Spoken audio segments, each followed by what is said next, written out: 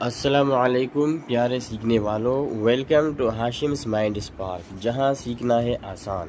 پچھلی ویڈیو میں ہم نے پارٹس آف اسپیچ کا تعارف پڑھا تھا۔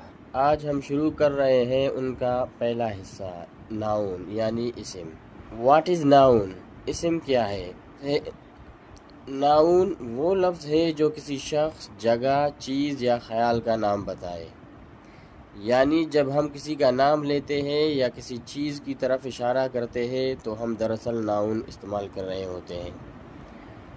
A noun is a word that names a person, place, thing or idea. For example,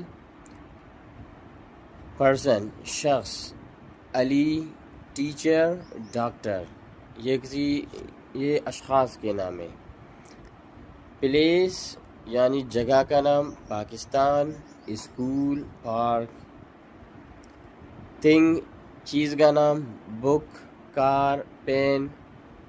idea خیال کا نام، آنیسٹی، فریڈم، لو۔ ناؤن کی اقسام، types of noun. Proper noun اسم خاص، کسی خاص شخص، جگہ یا چیز کا نام۔ For example Muhammad, Karachi, Quran. Common noun اسم عام، عام شخص، جگہ یا چیز کا نام بغیر کسی تخصیص کے۔ For example boy, city, book. Concrete noun محسوس اسم، وہ نام جسے ہم دیکھ یا چھو سکتے ہیں۔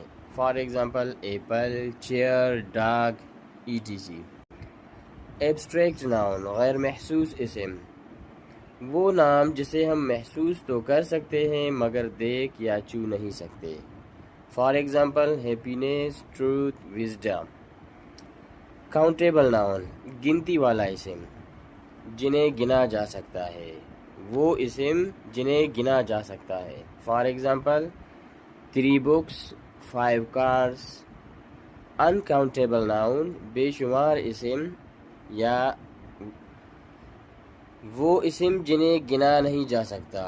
انکاؤنٹیبل ناؤن ان اسم کو کہتے ہیں جنہیں گنا نہیں جا سکتا۔ فار ایگزامپل واٹر، شوگر، ملک۔ یاد رکھیں ناؤن زبان کی بنیاد ہے کیونکہ بغیر ناؤن کے جملہ مکمل نہیں ہوتا۔ جب آپ ناؤن کو اچھی طرح سمجھ لیں گے تو باقی پارٹس آف اسپیچ کو سیکھنا بھی آسان ہو جائے گا۔ یہ آپ کے لیے ہوم ورک ہے۔ کمنٹس میں 5 پراپر ناؤنس اور 5 کامن ناؤنس لکھیں تاکہ آپ کی پریکٹس ہو سکے۔ اگر یہ ویڈیو آپ کو پسند آئی تو لائک اور سبسکرائب ضرور کریں۔ بیل آئیکن بھی دبائیں تاکہ اگلی ویڈیو پروناؤن آپ فوراً دیکھ سکیں۔ اللہ حافظ۔